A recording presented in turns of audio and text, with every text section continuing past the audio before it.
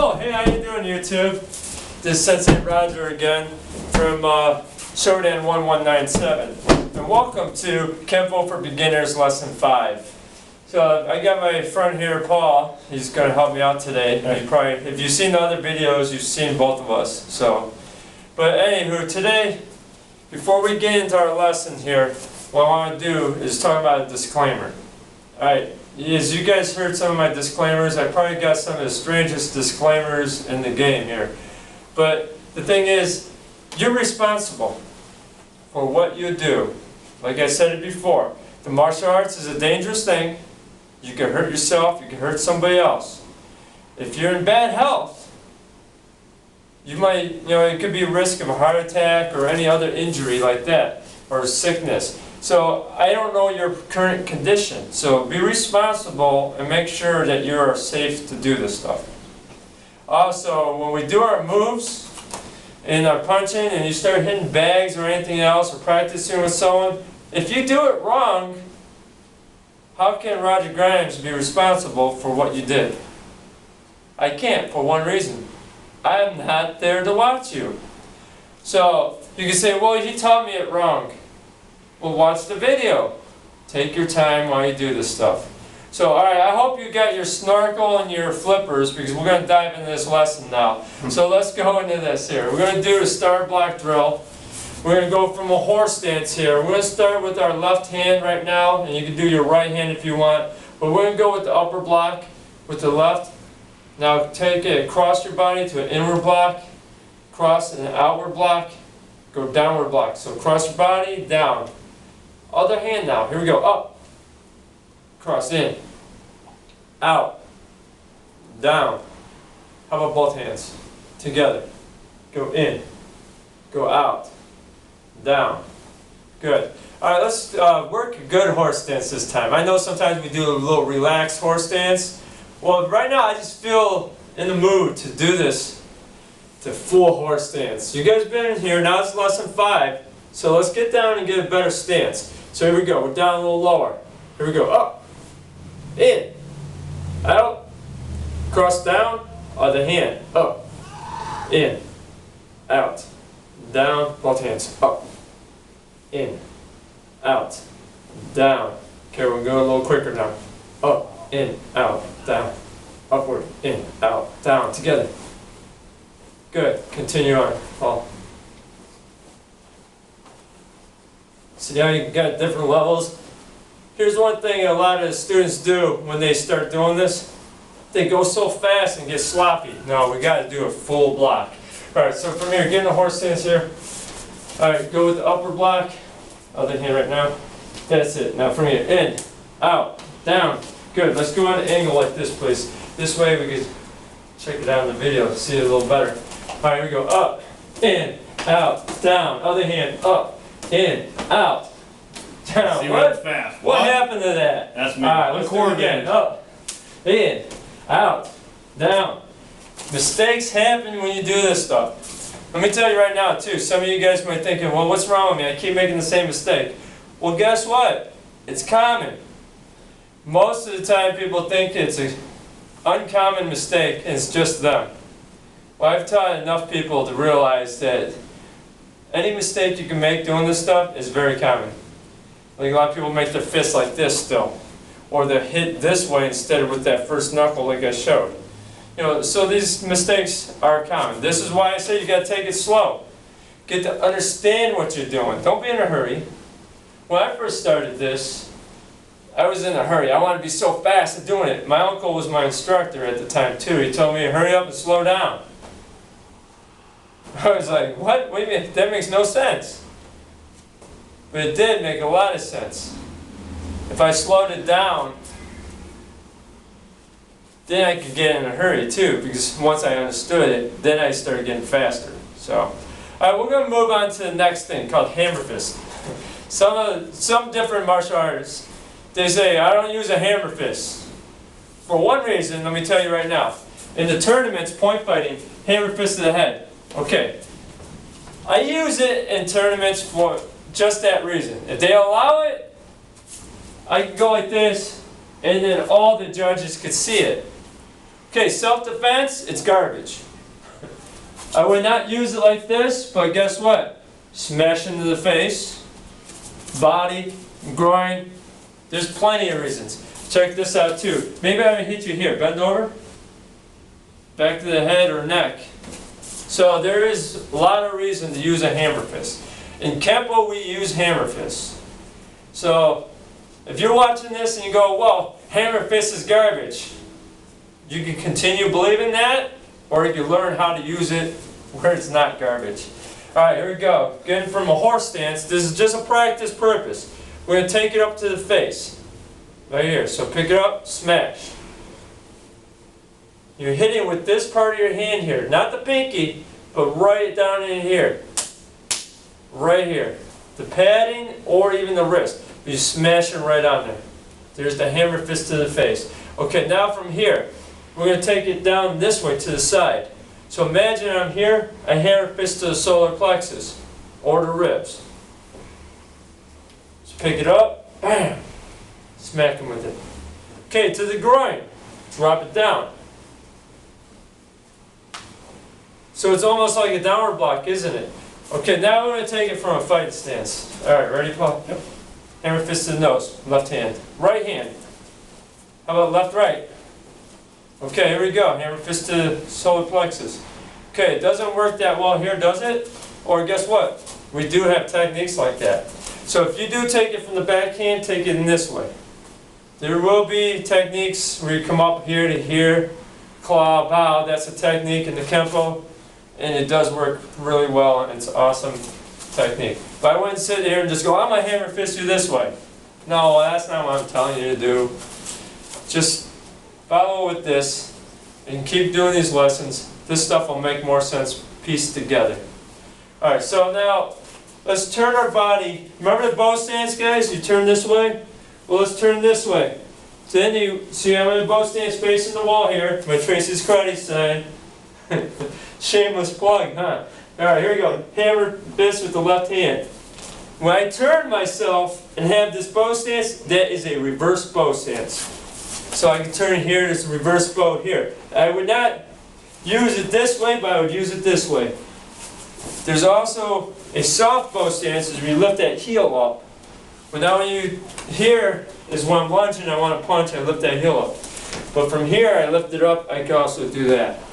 I want to show how important this reverse bow stance is to the hammer fist to the groin. Get into this regular fighting stance.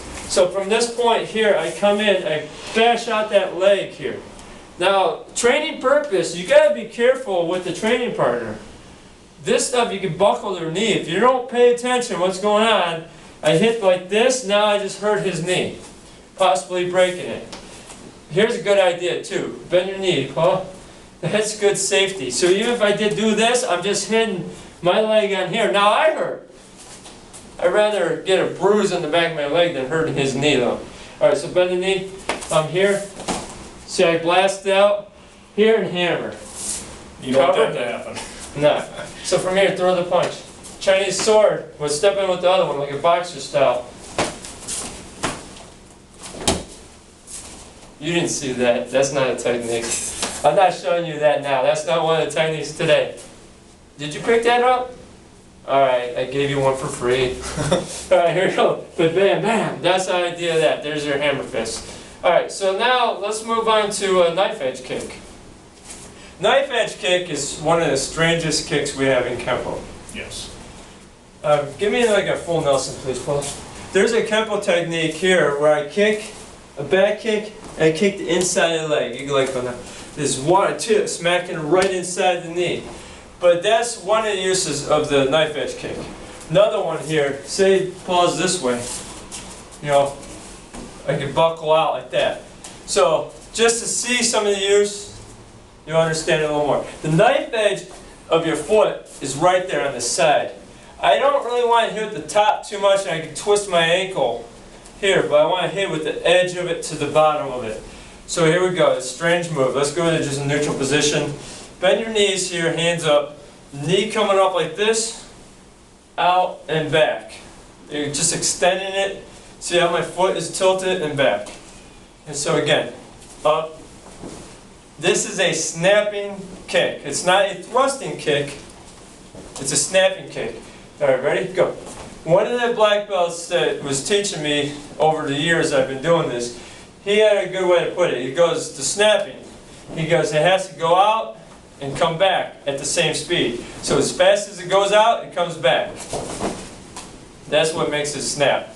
Got to whip it back. So there's your knife edge kick. Up, kick, and back. Yeah, practice with the opposite foot. It takes a little more coordination. Yeah. I really got that. Heavy bag. Am I going to do this kick on the heavy bag? Probably not. It's not the greatest idea to do that. It could hurt your foot if you do it wrong. So I'm going to tell you right now, do not hit the heavy bag with the knife edge kick. If you want to hit the bag with it, make it more of a side kick, more of the bottom of the foot.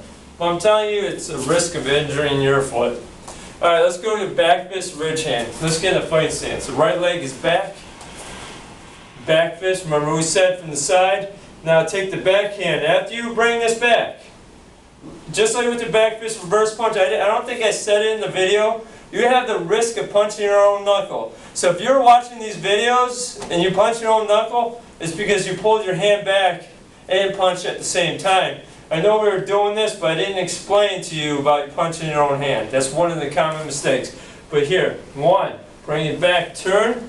Remember, it's not a reverse punch here. Go like to the corner, come in, and there's that ridge hand. So back fist, ridge hand. Good.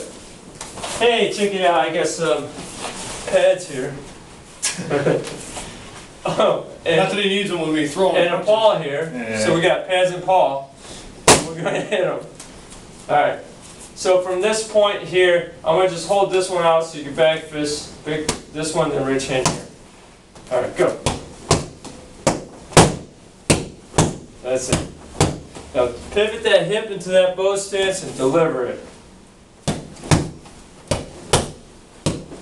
Good. Like I said before, ridge hand is not the greatest strike to hit to the head. I want to hit it below the jawline if I do hit. Jawline, throat.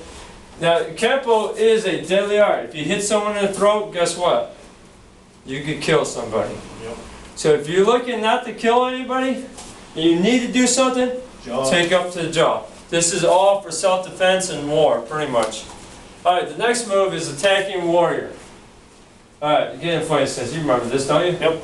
Alright, good. So, bam, boom, boom. Alright, what's he doing? Side kick, back fist, reverse punch. How is this Kenpo? A lot of Kenpo doesn't have offensive techniques. Alright, so like I said before, not all of this is Tracy's Kenpo. Not all of this is Ed Parker Kenpo, straight up the way it is the techniques. But this is in our technique. There's a technique where someone throws a kick, you block a punch, you block, you elbow, guess what? Here we go. Side kick, back fist, palm. Well, now we're taking this so you can do it more friendly for sparring. Instead of kicking the knee, I kick to the body. He goes to block it. Back fist, there's a reverse punch. So that's what we're going to do. Here we go. Hands up. Knee come up, side kick. Back fist, reverse punch. Common thing. Arms come down when you're doing the side kick. That's going to hurt the charm of this technique. Here's the nice thing about this. Alright, come up here, please. Alright, so as I'm here, drop your hand. My hand is here automatically. Okay, let's time this differently. You're going to do the same, but I'm going to do something different. Now from here, it took too long. He's not going to sit there and just let me do it unless he leads his head in like he did. You don't want to lead your head in and bend over and do that. Just block it. If it's too low, if the kick's too low, just pick up your leg or something. Don't lean and block it. That's not great. Alright, here we go. Okay, good. Right at me. Come at me. There's the punch. Alright, so there's the technique you got today, attacking warrior. Street way of doing this, kick a knee if you need to. Think about it. If I'm standing here, I don't want to fight, man. I don't want to fight. Come at me. I don't have to kick him hard enough to break his knee. But what I did is checked him. His head's going to fall forward, leaving this in there. So if I am sideways, hey, listen, I don't want to fight you. Man, right there on the nose. Definitely stops the progress when you take that knee out. Yeah, it's head flops forward, doesn't it? Yeah, it And does. here's the thing too, is if I hit that knee, your head flops forward, there's your nose, isn't it? Now your head comes back, probably, right? There's that rib. Now, like I said before, if you're throwing a reverse punch on the rib, you just go straight in, that's probably not gonna break it. But if you're going down an angle, you don't have to hit him as hard. I'm not asking you to go break people's ribs, but if you need to, you need to. So, that's all we got for this lesson here. We'll also start a series, self-defense for women. So I'm just giving a shout out there. And that's actually, we put one video on it out, and it actually is getting more popular than our Kenpo for Beginners lesson 4. Surprised me a little bit, but not really, because women really need to have that self-defense.